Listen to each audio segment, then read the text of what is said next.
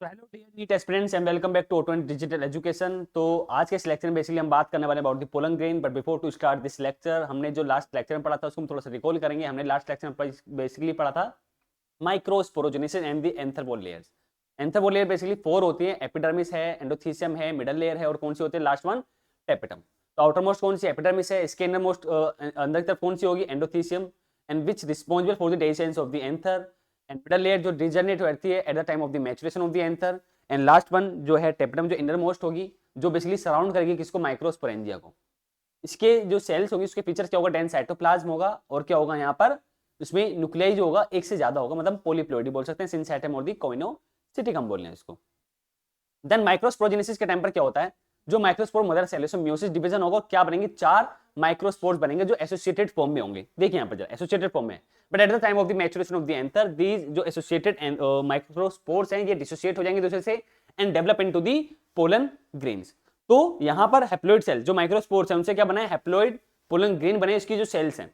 तो कौन सा डिवीजन हुआ यहाँ पर, माइटोसिस हुआ है, जिसको हम क्या बोलते हैं, इक्वेशनल डिवीजन बोल रहे हैं। अब इन्हीं पोलन ग्रेन्स की यहाँ पर हम बात करने वाले हैं। ठीक है, तो आइए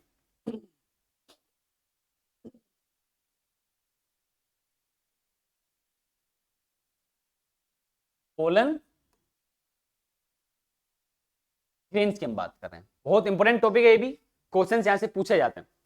तो फर्स्ट ऑफ ऑल अगर हम बात करें पोलन ग्रेन की, तो पोलन ग्रेन का साइज कैसा होगा, 25 to 50 माइक्रोमीटर होता है। साइज क्या होगा इसका, स्पेरिकल होते हैं, 25 to 50 माइक्रोमीटर होते हैं। अच्छा, पोलन ग्रेन है क्या, कुछ बच्चे समझते हैं कि पोलन ग्रेन क्या है, गैमीट्स हैं, पर वो मिस्टेक है उनकी। Pollen grain is not a gamete, pollen grains are male gametophyte. Pollen grain क्या है, याद रखना इस पॉइंट को, pollen grains are male gametophyte. हमने एक पॉइंट पढ़ा है, अगर तुम्हें याद हो तो, प्लांट किंगडम में प्लांट की लाइफ साइकिल में 2 डिस्टिंक्ट फेज होते हैं, एक होता है गैमिटोफाइट, एक होता है स्पोरोफाइट। तो जो गैमिटोफाइट है उसकी प्लोइडी क्या होती है, हैप्लोइड। चाहे गैमिटोफाइट किसी का भी प्लांट को, जो स्पोरोफाइट है उसकी प्लोइडी क्या होगी, डिप्लोइड होती है। ठीक है, अब आइए यहां पर जरा, तो ये जो गैमिटोफाइट है क्या, ये अ बॉडी विच कंटेन और produce male gametes, male gametes किसके थ्रू बनने, मेल गैमिटोफाइट। मेल गैमिटोफाइट में 2 सेल होती है इसमें, एंजियोस्पर्म प्लांट में, एक होती है वेजिटेटिव सेल और एक होती है जनरेटिव सेल, उसकी मैं भी आगे बात करेंगे। ठीक है, अब अगर हम बात करें structure of the pollen grain की, तो जो एंथर की, मतलब नॉट एंथर, जो पोलन ग्रेन की वॉल होगी, सेल वॉल होगी, उसको हम क्या बोलते हैं, स्पोरोडर्म बोलते हैं।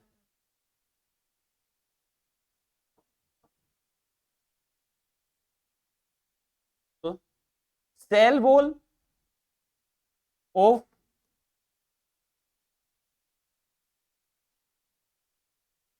पोलन ग्रेन्स, क्या बोला हमने इसको, स्पोरोड्रम बोला हमने इसको। अब ये जो स्पोरोडर्म है consist the 2 layers, basically consist 2 layers.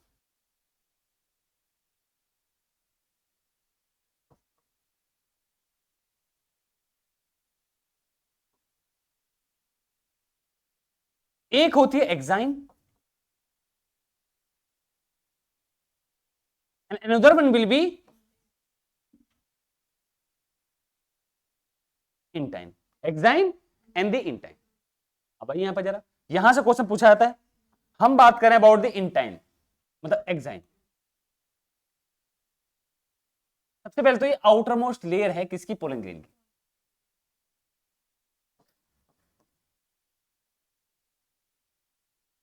Outer most layer of cell wall of pollen grains. Pollen grains की सेल वॉल की आउटरमोस्ट कवरिंग कौन सी है? एक्साइन।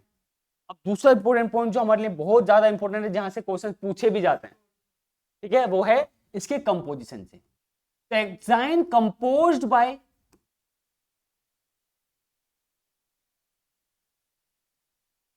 स्पोरो पोलिन, और जो स्पोरोपोलिन है वो क्या है? One of the most resistant organic compound, one of the most resistant organic material है, ठीक है। और अभी तक ऐसा कोई भी एंजाइम नोन नहीं है हमारे नोन में जो इसको डिग्रेड कर पाए। तो no any enzyme can degrade this sporopollenin. ये भी इंपॉर्टेंट पॉइंट, यहां से नीट में क्वेश्चन पूछे, यहां से क्वेश्चन पूछे जाते हैं स्पोरोपोलिन से। तो no any enzyme, no any enzyme can degrade it. कोई भी एंजाइम ऐसा नहीं है हमारे नोन में जो इसको डिग्रेड कर पाए, ठीक है। अब स्पोरोपोलिन प्रेजेंस होने की वजह से स्पोरोपोलिन क्या कर सकता है? अपने आप को विदस्टैंड कर सकता है इनटू द हार्श हैबिटेट और the unfavourable condition such as the high temperature, high acidic medium and also high alkali medium. तो due to presence of due to presence of sporopollenin,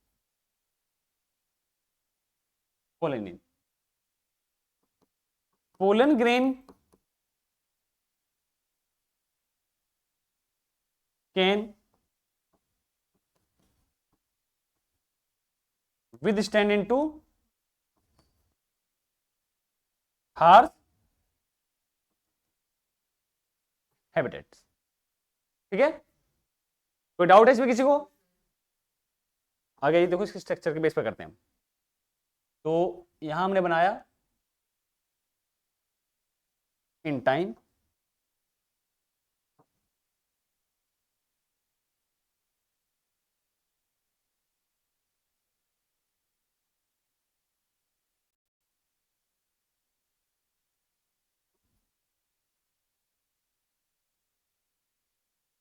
अब देखो यहां पे जरा, दिस इज एक्साइन और ये वाली जो है ये इंटाइन है। और पोलन ग्रेन में दो सेल्स होती हैं बेसिकली,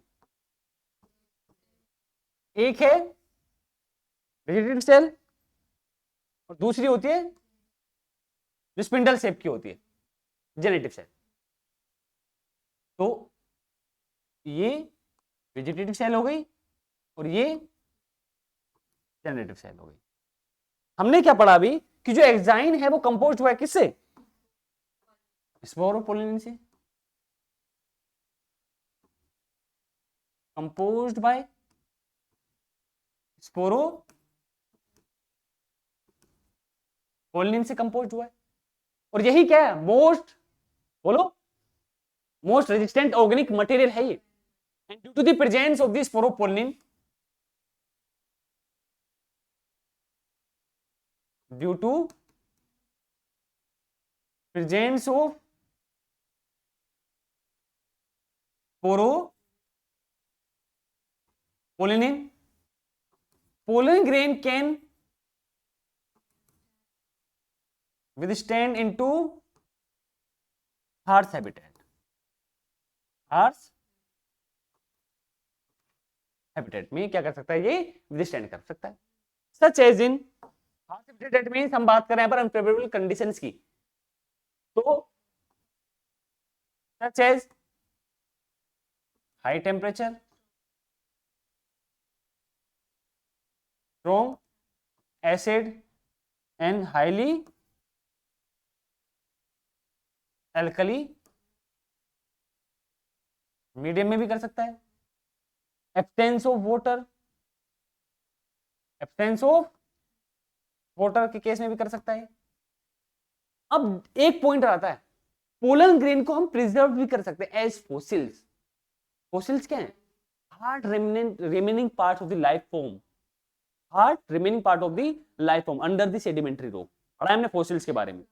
ये एक एविडेंस प्रूफ भी है, एविडेंस भी है किसका? इवोल्यूशन का। जो इंपोर्टेंट पॉइंट है इसकी स्टडी को ही हम क्या बोलते हैं? पैलेंटोलॉजिकल स्टडी बोलते हैं। याद रखना, इवोल्यूशन के एस्पेक्ट में पूछा जाता है यहां से। तो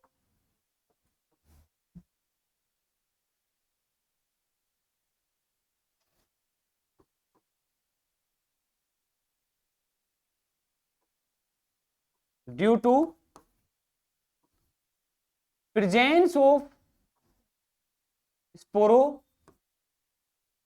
pollen pollen grains can preserved as fossils, preserved as fossils। इसी को हम क्या बोलते हैं? फोसिलाइजेशन। क्या बोलते हैं इसको हम? फोसिलाइजेशन। हमने इसको बोला फोसिलाइजेशन, हमने बोला। अच्छा, फोसिल्स होते क्या है बताया मैंने? Hard remaining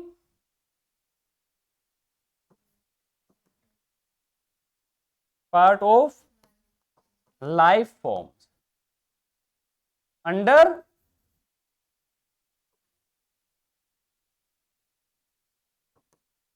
sedimentary rocks, under the sedimentary rocks. मतलब पॉइंट क्या है? Due to the presence of this pollen grain can preserved as है, as नॉट फोसिल्स।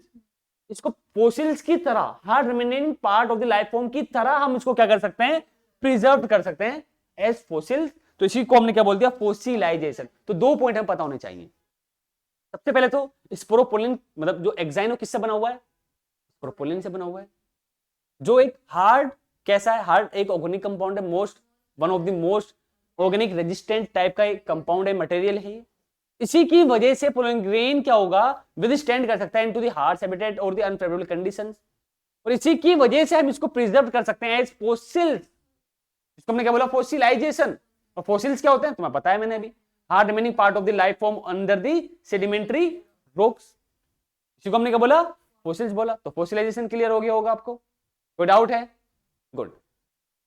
देन अगर हम बात करें अबाउट द इंटाइन, अब इंटाइन किससे बना होगा? पहले तो इनरमोस्ट लेयर है। कौन सी लेयर है?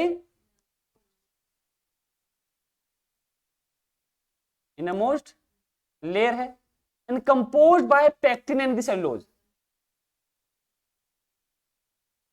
Composed bye pectin and cellulose. इसको और क्या बोल सकते हैं? पेक्टोसेलुलोज भी बोल सकते हैं, सेलुलोपेक्टिन भी बोल सकते हैं। क्या क्या बोल सकते हैं इसको? पेक्टो सेलुलोज हम बोल सकते हैं, या सेलुलो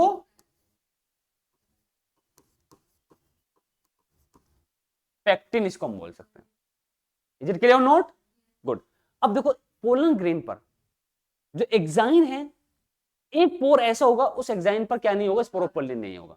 मतलब ये क्वेश्चन पूछा जाता है। अब pore on where the sporopollenin will be absent, क्या बोलेंगे उस पोर को हम? जम पोर। तो ये जो पोर है ये वाला,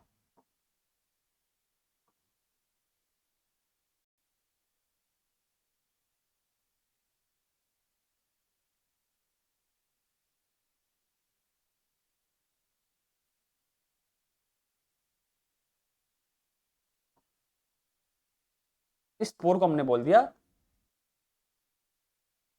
जम पोर। क्या पता होना चाहिए हमें इस पर? इस पोर पर स्पोरोपोलिन क्या होगा? ये भी पूछा था कि किस लेयर पे होगा? एक्साइन लेयर पर पूछा जाता है वाला क्वेश्चन भी, ऑन एंटाइन मतलब एक्साइन। तो ये क्या है? A pore on where sporopollenin will be absent. जिस पर स्पोरोपोलिन क्या है? एब्सेंट है, उसको हमने बोला जम पोर। किस पर होगा? ऑन एक्साइन होगा, ऑन।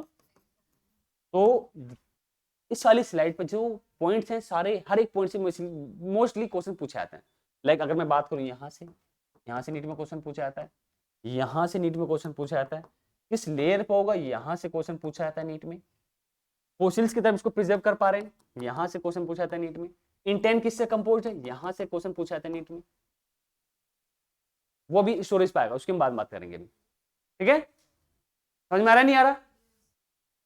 तो इंटाइन हो गया, एक्साइन हो गया, दो सेल हो गए इसमें। अब पोलन ग्रेन का साइटोप्लाज्म भी तो होगा, the cytoplasm of the pollen grain covered by the plasma membrane or the cell membrane, cytoplasm of pollen grains preserved, not preserved, covered by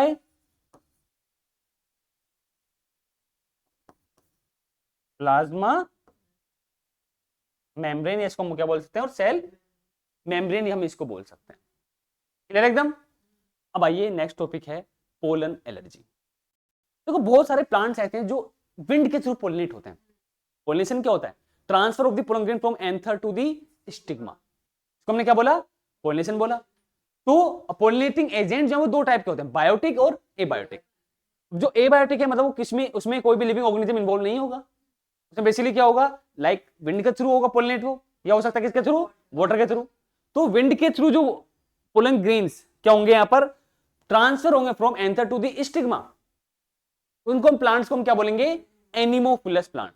तो बेसिकली पोलन एलर्जी के लिए कौन रिस्पॉन्सिबल होगा, anemophilous plant ही responsible होते हैं, याद रखें इस पॉइंट को। तो आगे आइए, नेक्स्ट टॉपिक है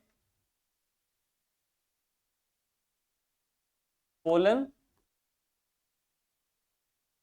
एलर्जी। तो मेनली हम बात कर रहे हैं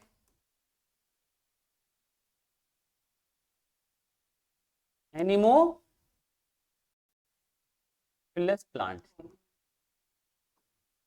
अब पॉइंट है कि एनिमोफिलस प्लांट कौन से होते हैं, those plant which pollinate by the wind, air के through, those plants which pollinate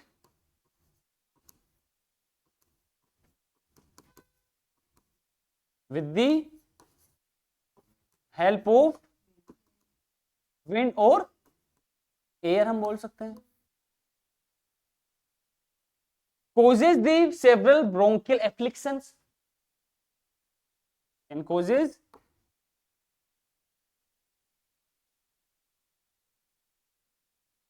several bronchial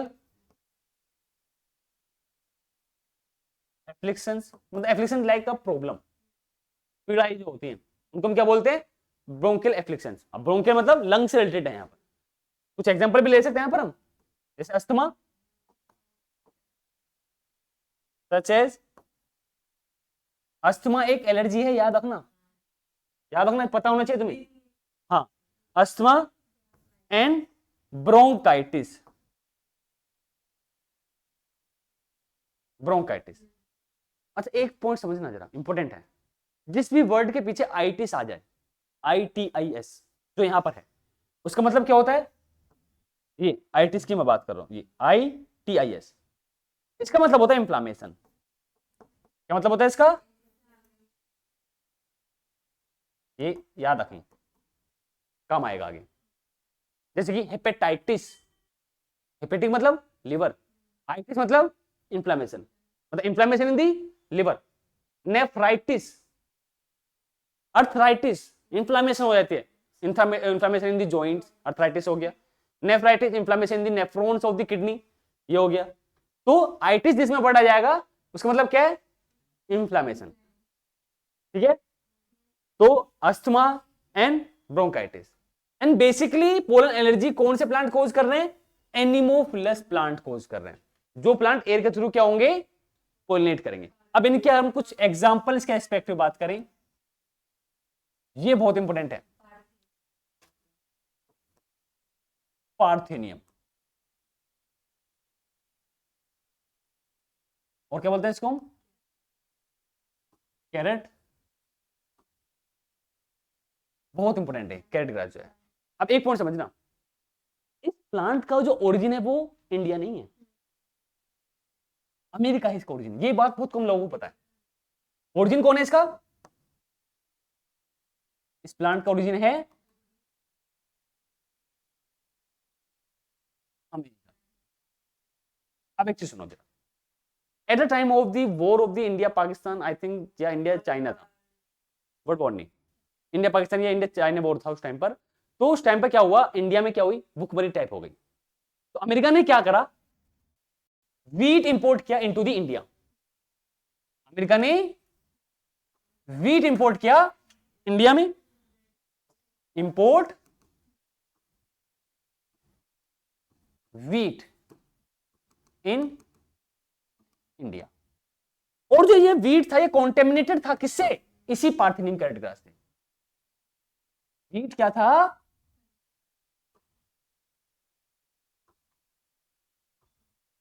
contaminate था विद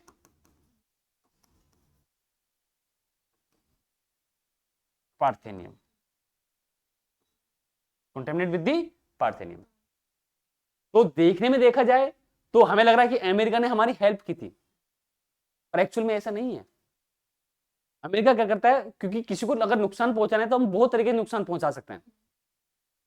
भाई ये क्या हुआ, पार्थेनियम कॉन्टेमिनेट हो गया वीट के साथ में, इंडिया में इंपोर्ट हुआ। अब इंडिया के क्रॉप फील्ड्स में, इंडिया के क्रॉप फील्ड्स में ये देखो क्या करेगा, एक तो इसके बहुत सारे लॉस भी हैं। एक तो क्या करेगा, सोइल फर्टिलिटी को गिराएगा, सोइल फर्टिलिटी को गिराएगा, उसको कम करा इसने। दूसरा हमने एक यही पढ़ लिया, पोलन एलर्जी, पोलन एलर्जी कोज करेगा। और सोइल फर्टिलिटी तो गिरी, कंपटीशन भी तो करेगा क्रॉप प्लांट्स के साथ। ये कंपटीशन भी तो है इसका, कंपटीशन, ये कॉम्पीट विद क्रॉप प्लांट्स। अब कैसे ये कॉम्पीट करेगा, उनको लॉस कैसे पहुंचाएगा, ये एक टॉक्सिक सब्सटेंस रिलीज करता है। और वही टॉक्सिक सब्सटेंस जो क्रॉप प्लांट्स होंगे उनके लिए क्या होंगे, हार्मफुल होंगे। तो जो क्रॉप प्लांट्स अच्छे तरह से ग्रो नहीं कर पाएंगे। और इसका कोई यूज भी नहीं है पार्थेनियम का, सबसे बड़ी बात यह है, नो एनी अदर यूज, मतलब इसको हम जला भी नहीं सकते, एज फ्यूल भी यूज नहीं कर सकते इसको हम। एज स्टेम होता है, बहुत से पेड़ ऐसे होते हैं जिनके स्टेम से हम क्या कर सकते हैं, कोई भी वुडन वर्क करा सकते हैं अपने घरों में, है ना। तो ये वुडन वर्क के भी यूज नहीं होगा, झाड़ी जैसा होता है ये, ठीक है। इसका स्ट्रक्चर इस टाइप से होगा, लाइक ये इस टाइप से, इसी में यहाँ पर छोटी छोटी लीव्स होंगी। No any other use, only इसका एक ही यूज है, मतलब इसका डिसएडवांटेज ही है सेवरल यूज में, सेवरल तरीके से। पोलन एलर्जी कोज कर रहा है, सोइल फर्टिलिटी को कोज कर रहा है, क्रॉप प्लांट के साथ क्या कर रहा है, कॉम्पीट कर रहा है, टॉक्सिक सब्सटेंस रिलीज कर रहा है। और ये बहुत तेजी से क्या आता है, स्प्रीड होता है ऑन दी क्रॉप फील्ड। समझ में आया? तो इसका तो लॉस ही है, और तुम्हें ये हर जगह मिल जाएगा देखने को, ये फैल चुका है इंडिया की एरिया में। कहीं भी तुम्हें सड़क के किनारे पर मिल जाएगा। व्हाइट कलर की इस पर क्या होती है, लीव्स होती है, फ्लावर्स होते हैं व्हाइट कलर के छोटे छोटे। तो पार्थेनियम कैरेट ग्रास बोलते हैं इसको, दूब घासी बोलते हैं हिंदी में इसको। इसके अलावा दो प्लांट और हैं, चीनोपोडियम एंड ऑल्सो अमेरेंथस। कौन सा है, chenopodium and amaranthus. Second chenopodium and third one is amaranthus, chenopodium and amaranthus. Clear एकदम, बहुत बढ़िया। आगे आइए जरा, अब हम बात करें अबाउट दी पोलन प्रोडक्ट्स की। इसकी बात करें हम, पोलन प्रोडक्ट। तो pollen grain rich in the nutrients, तो बहुत सारे न्यूट्रिएंट्स होते हैं पोलन ग्रेन में, ठीक है। और इसी वजह से ऐसा क्लेम किया जाता है कि पोलन ग्रेन को हम यूज कर सकते हैं टू एनहेंस या increment of the performances in the athletes and also in the race forces. जो रेस वाले जो घोड़े होते हैं उनके परफॉर्मेंस को इंक्रीज करने के लिए हम यूज करते हैं, but not in the India. Mostly ये जो क्लेम किया गया, जो यूज किया गया इसका सबसे पहले वेस्टर्न कंट्रीज में किया गया। तो pollen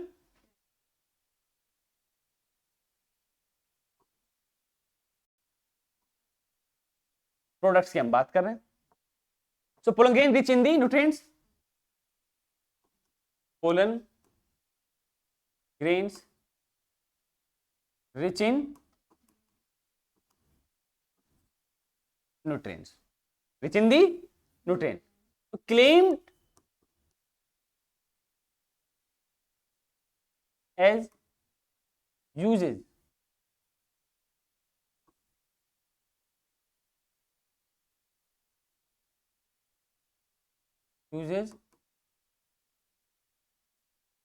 performance increases in athletes and in race horses, वो भी किस कंट्री में? In western country, in western countries, in western countries. कोई डाउट है? अब ये जो पोलन प्रोडक्ट्स हैं किस फॉर्म में मिलेंगे? Pollen products available in market as in the form of tablet and in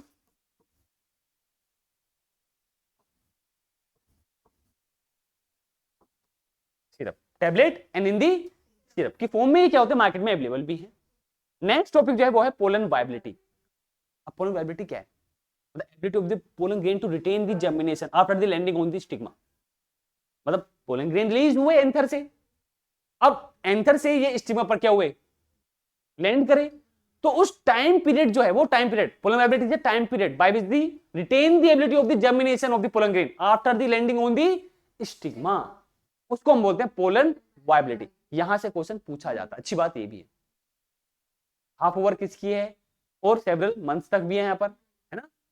several month है, वीक है, मंथ्स है। आइए यहां पर जरा,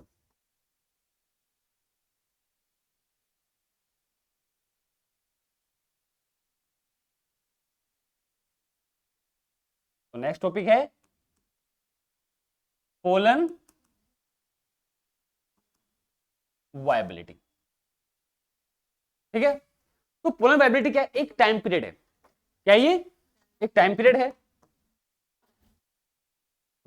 pollen viability is a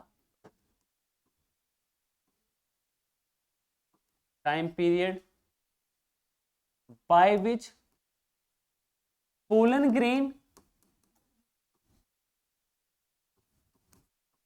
retain their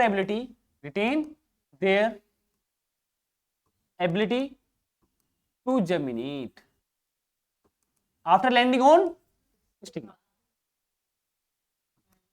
after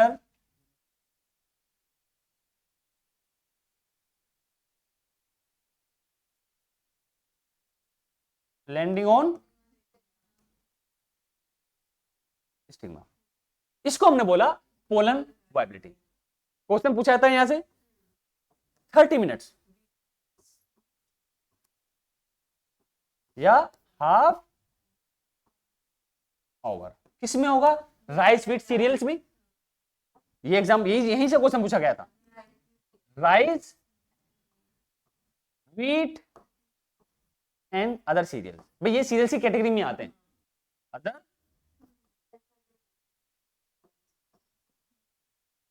serial, मीज भी आ जाएगा इसमें, ठीक है, वो भी सीरियल ही है।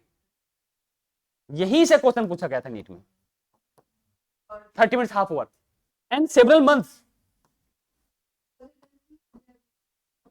ये फैमिलीज हैं, सेवरल, इसमें फैमिलीज की मेंबर एस्पेक्ट में याद रखना है। Leguminosae, Solanaceae, Rosaceae. भाई लेग्यूमिनेसी में कौन से प्लांट आगे बताओ? भाई जितनी भी पल्सेज हैं, पल्सेज जितनी भी दालें हैं, चाहे वो सोयाबीन हो या वो क्या हो, अदर कोई भी चना हो गया, वो सब लेग्यूमिनेसी फैमिली में आते हैं वो। तो सेवरल मंथ का क्या एग्जांपल है यहां पर? तो Leguminosae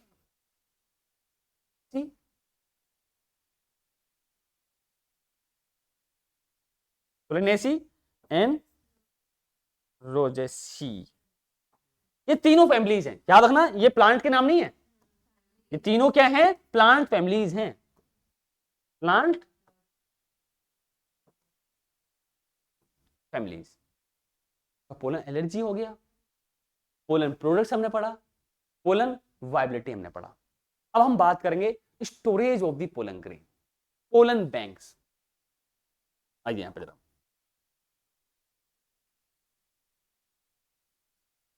storage of pollen grains की हम बात कर रहे हैं। अब एक पॉइंट समझो, मतलब हम पोलन ग्रेन को स्टोर कर सकते हैं, हमें पता है, एज फोसिल्स भी इसको स्टोर कर सकते हैं। क्यों कर सकते हैं, क्या है पोलन ग्रेन के पास, स्पोरोपोलिन है। अच्छा, स्पोरोपोलिन कौन सी लेयर में होगा, एंटाइन में होगा या एक्साइन में होगा, एग्जैक्टली एक्साइन में होगा। मतलब exine layer is composed by the sporopollenin which is the most resistant organic material, and due to the presence of this propolis we can preserve the pollen grain, or we pollen grain can withstand into the harsh habitat or the unfavorable condition। अभी हमने पढ़ा थोड़ी देर पहले। तो इसी sporopollenin की help से हम क्या कर सकते हैं, लॉन्ग टाइम पीरियड तक पोलन ग्रेन को क्या कर सकते हैं, स्टोर कर सकते हैं। और इसी को हम बोलते हैं क्रायो प्रिजर्वेशन। मतलब हमने जो पोलन ग्रेन को स्टोर किया, क्यों किया, in the latter use in the plant breeding programme. मान लो कोई ऐसी पेंडेमिक आ गया, आधी अर्थी गायब हो गई, थैनोस की तरह चुटकी भी आ गया कोई, तो हमारे पास क्या रहेंगे, अगर हमने जहां पोलन ग्रेन को स्टोर किया हुआ वहां पर हमारे पास पोलन ग्रेन रहेंगे। क्यों, हमने स्टोर किया हुआ है हर एक प्लांट के पोलन ग्रेन को, जो जरूरी है। ठीक है, तो इसमें क्या करते हैं, स्टोर दी पोलन ग्रेन। सबसे पहले तो पोलन ग्रेन को स्टोर करने के लिए एक मीडियम चाहिए हमें। वो मीडियम क्या है, liquid nitrogen, temperature -196 degree Celsius temperature, इतने टेम्परेचर पर लिक्विड नाइट्रोजन में हम क्या करते हैं, पोलन ग्रेन को स्टोर करेंगे। तो pollen grain store in liquid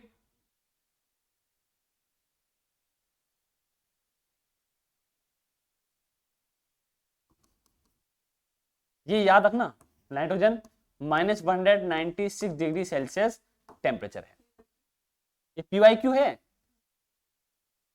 NEET का पीवाईक्यू है, क्वेश्चन पूछेगा यहां से। तो liquid nitrogen -196 degree Celsius temperature, ये एक मीडियम है, हमें मीडियम याद रखना है। हमने क्या करा, पोलन ग्रेन को इस मीडियम पर स्टोर करा। क्यों करा, for the latter use, for latter use in plant breeding programme, plant breeding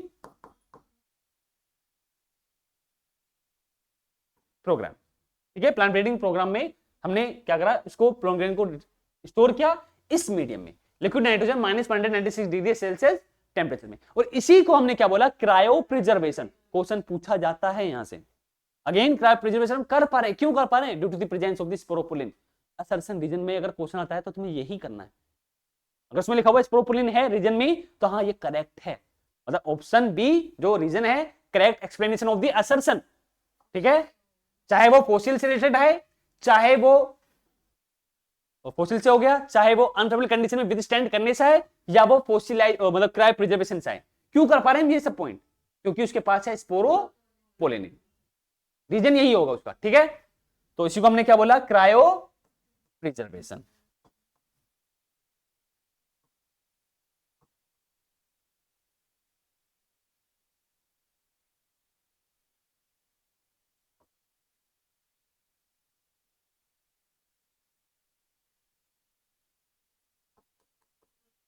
ये भी नीट का क्वेश्चन है, समझ में आया नहीं आया।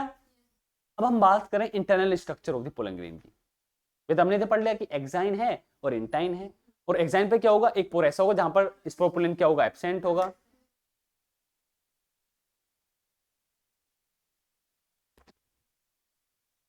तो एक पोर ऐसा होगा जहां पर स्पोरोपोलिन क्या होगा, एब्सेंट होगा। उसी पोर को हम क्या बोलते हैं, जर्म पोर हम बोलते हैं। ये हमने अभी, नेक्स्ट है internal structure of the pollen grain. देखो हमने क्या पढ़ा, पोलन ग्रेन में दो सेल होती है, वेजिटेटिव सेल और जेनेटिव सेल, उसी के एस्पेक्ट हम बात कर रहे हैं।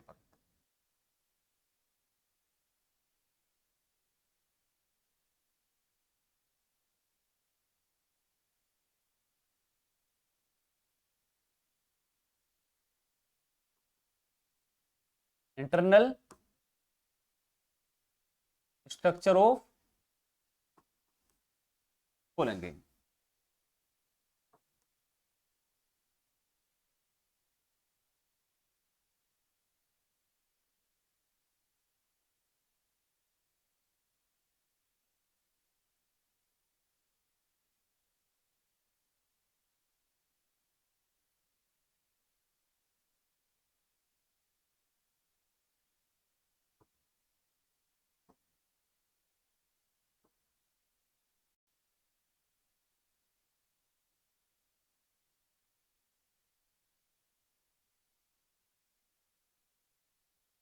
दिस वन इज एक्साइन और ये है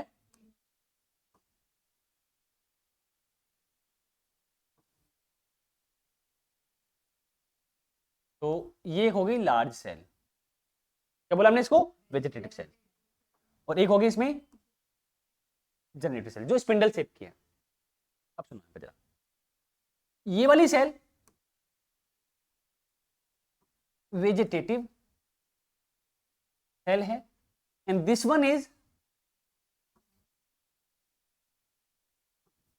जनरेटिव सेल। फीचर्स की बात कर लेते हैं, उसके रोल की बात कर लेते हैं। तो जनरेट वेजिटेटिव सेल कैसी है, लार्ज है। पहले तो कैसी है, ये लार्ज है। इरेगुलर शेप न्यूक्लियस होगा इसका, रेगुलर शेप न्यूक्लियस होगा and reserve the food material. क्या रिजर्व कर रहा है,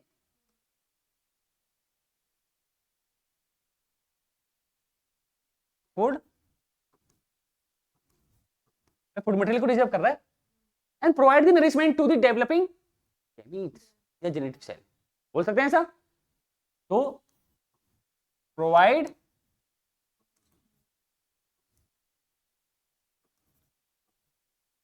nourishment to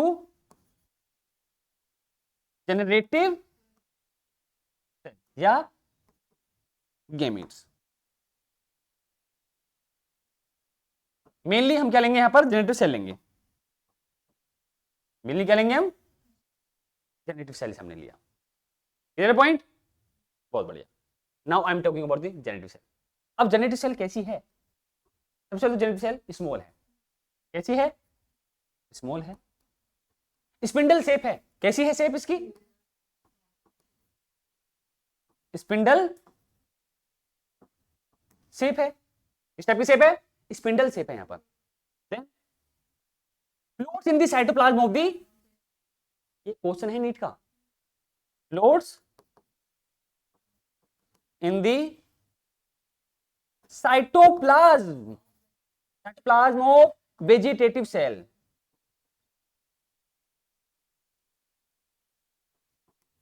vegetative cell.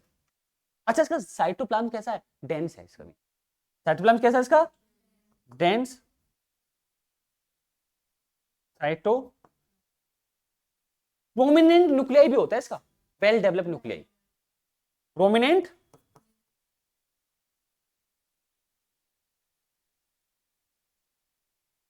Nuclei, well developed nuclei है इसका। क्लियर पॉइंट, कोई डाउट है। और यही जेनेटिव सेल डिवाइड होगी into the two male gamete, मतलब माइटोटिकली, माइटोसिस डिवीजन होगा। अब समझो, हमने भी पढ़ा था थोड़ी देर पहले ही कि अगर मैं बात करूं प्लोइडी के एस्पेक्ट, तो ये भी कैसी है, एन है, हैप्लॉइड है, और ये भी कैसी है, हैप्लॉइड है। अब एक केस सुनना, in most of the plants and approximately 60% of the angiosperm plant की हम बात कर रहे हैं, तो in most of the plants या 60% of the angiosperm plant pollinate pollen grain shed at two cell stage, दो सेल होंगी, एक वेजिटेटिव सेल और एक जेनेटिव सेल। इस स्टेज को हमने क्या बोला, टू सेल स्टेज। और इसी स्टेज में पोलन ग्रेन सेड मतलब रिलीज होंगे फ्रॉम द एंथर। क्या बोला हमने इस स्टेज को, टू सेल स्टेज। लिख दे,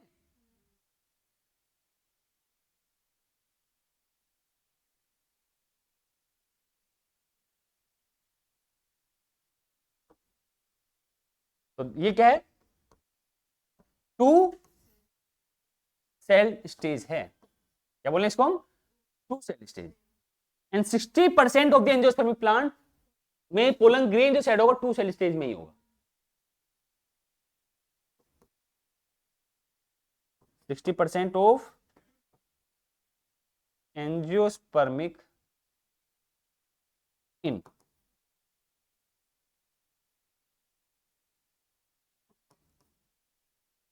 plants pollen grain said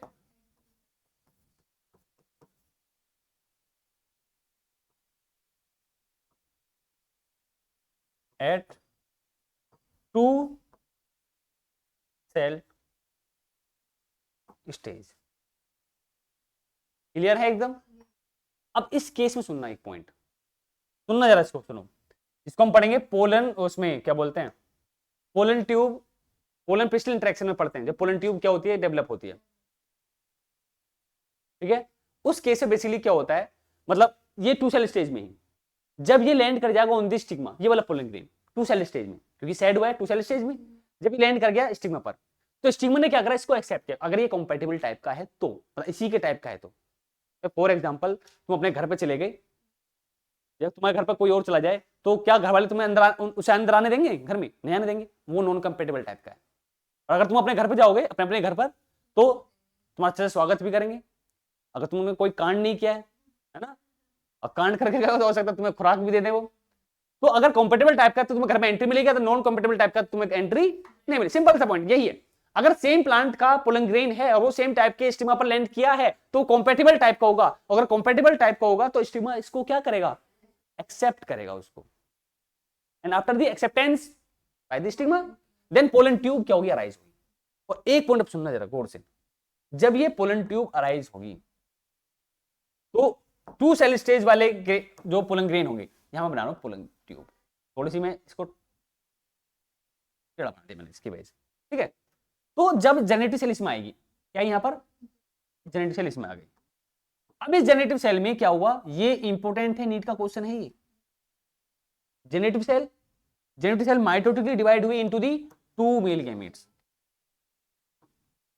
mitotically divide हुई into 2 unequal male gametes, 2 unequal, छोटा बना देते हैं, 2 अनइक्वल मेल गैमेट जो नॉन मोटाइल होते हैं, अमीबॉइड होते हैं, अनइक्वल साइज के होंगे। समझ में आ रहा है, नहीं आ रहा, याद रखना ये तो हो गया 2 सेल्ड के लिए। लेकिन अगर हम बात करें 60% प्लांट भी तो पढ़ा है नहीं, अगर मैं बात करूं बाकी के जो रिमेनिंग प्लांट्स हैं, एंजियोस्पर्म प्लांट, मतलब 40% ऑफ द प्लांट, तो हम बात कर रहे हैं 40% of angiospermic plants.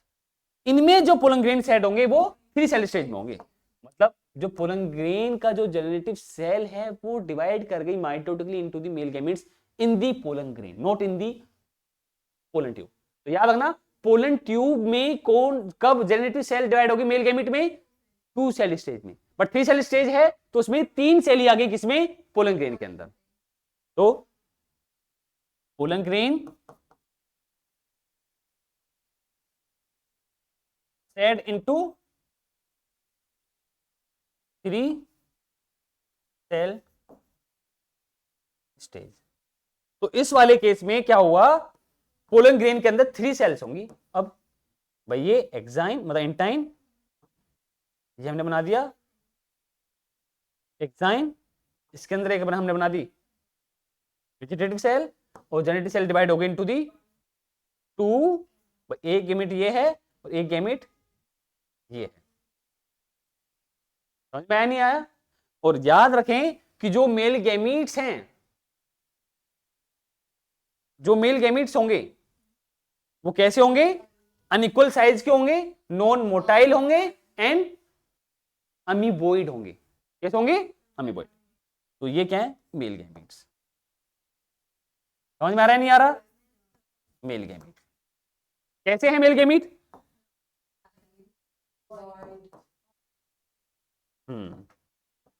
Non motile हैं, अमीबॉइड होंगे एंड अनइक्वल साइज। ये दोनों गैमेट अलग अलग साइज के होंगे।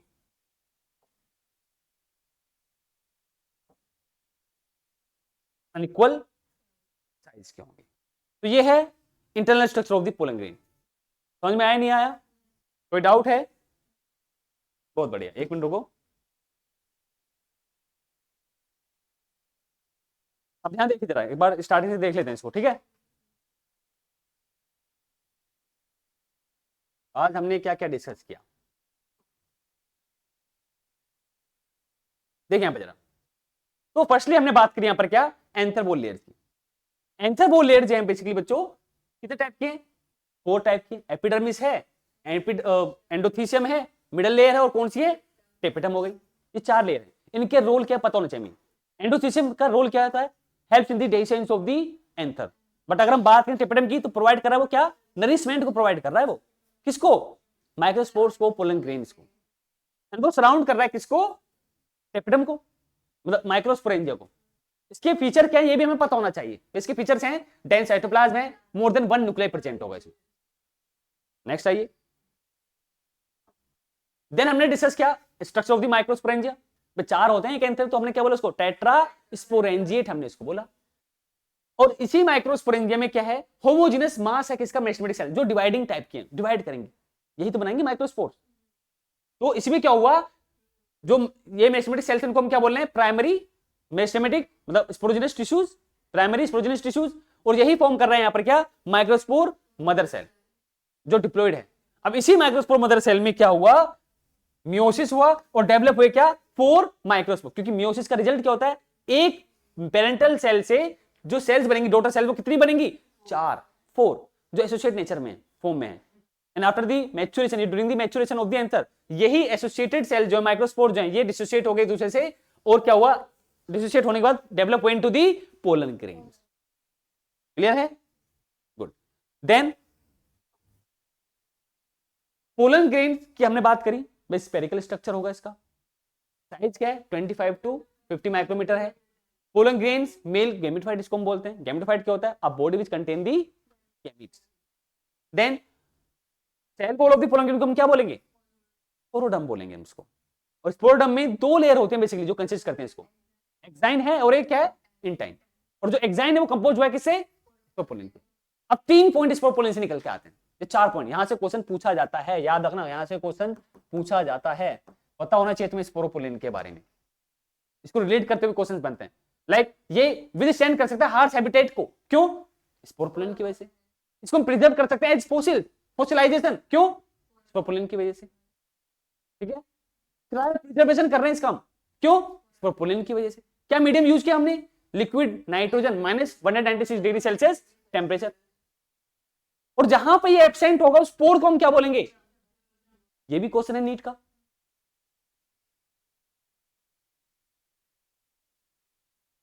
हमने पढ़ा सब, यहां पर पता होना चाहिए तुम्हें। देन हमने डिस्कस किया अबाउट दी पोलन एलर्जी।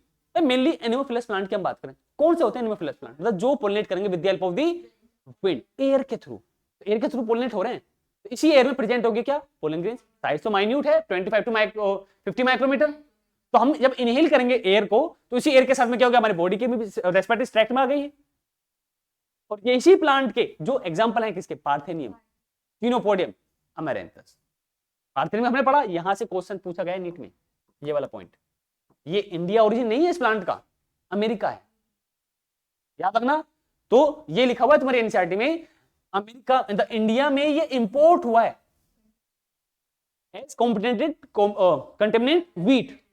ये पॉइंट याद रखना है, यहां से क्वेश्चन पूछा गया था अभी कुछ टाइम पहले, ठीक है।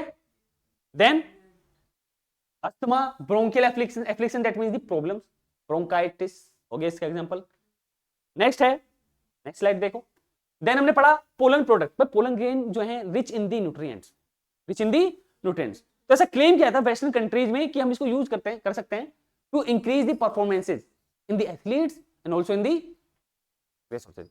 पर ये बैन भी किया हुआ है, चीटिंग हुई ना एक तरह की। pollen viability a time period by which they retain the pollen grain retain the ability to germinate the, मतलब जर्मिनेट, अब जब पोलन ट्यूब जो जर्मिनेट होगी उससे after the landing on the stigma. Example यहां से क्वेश्चन पूछा गया, 30 मिनट्स, हाफ आवर, राइस में, व्हीट में या अदर सीरियल्स प्लांट्स होंगे। सेवरल मंथ्स किस में होगा? फैमिलीज हैं, याद रखना है, लेग्यूमिनेसी, सोलेनेसी, रोजेसी। तो याद ऐसे नहीं होगा, रिवाइज करना होगा तुम्हें। क्या करना होगा? Revise. Then pollen grain 60% of the angiosperm plant की अगर हम बात करें तो 2 सेल स्टेज में क्या होता है? सेट होगा या रिलीज होंगे pollen grain from the anther, pollination होगा उनका। और 2 सेल स्टेज वाले में जो जनरेटिव सेल होगी उससे मेल गैमेट कब बनेंगे? Eight the time of the growth of the pollen tube.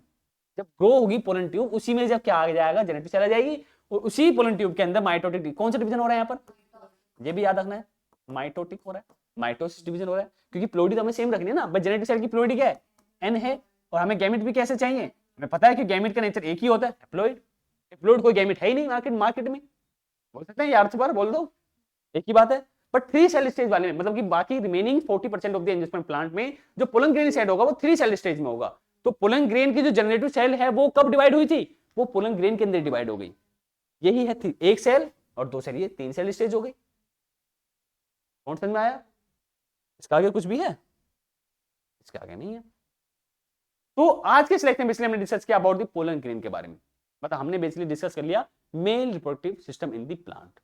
तो नेक्स्ट लेक्चर में हम पढ़ेंगे about the female reproductive part which is known as gynoecium. तो गाइनोसियम में क्या होता है? पिस्टिल और कार्पल, और इन्हीं पिस्टिल और कार्पल की 3 यूनिट होती है, स्टिग्मा, स्टाइल, ओवरी। अब अगर किसी फ्लोर में एक ही पिस्टिल है, एक ही कार्पल, तो उसको हम क्या बोलेंगे? मोनोकार्पलरी।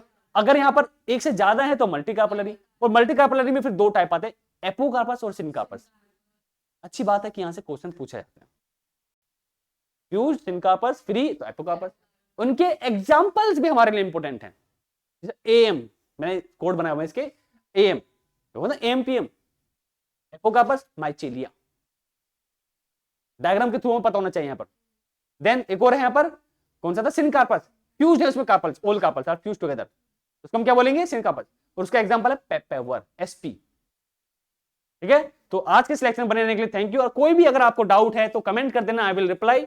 क्या करो डाउट, मतलब डाउट पूछा करो, ठीक है। एंड थैंक यू लेक्चर में बने रहने के लिए।